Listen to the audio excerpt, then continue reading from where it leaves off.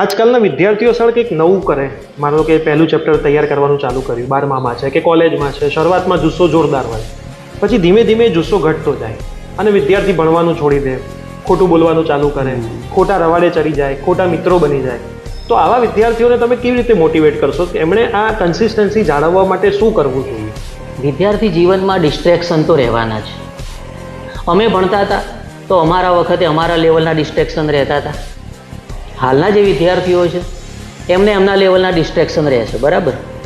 તો ડિસ્ટ્રેક્શન દરેક જગ્યાએ રહેવાના છે એટલું યાદ રાખો કે ચાહે સતયુગ હોય કે કળયુગ હોય, દરેક જગ્યાએ ડિસ્ટ્રેક્શન તો આવવાના જ છે.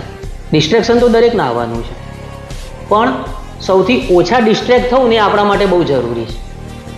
ખ્યાલ આવે? ડિસ્ટ્રેક્શન તો આવવાનું જ છે, દરેક વ્યક્તિ માત્રને આવવાનું છે, પણ મહત્ત્વની બાબત શું છે કે તમે સૌથી ઓછા ડિસ્ટ્રેક્ટ થાવ ને, અને એના માટે સૌથી મહત્ત્વની જે બાબત છે એ છે તમારી લાઈફના ગોલ્સ.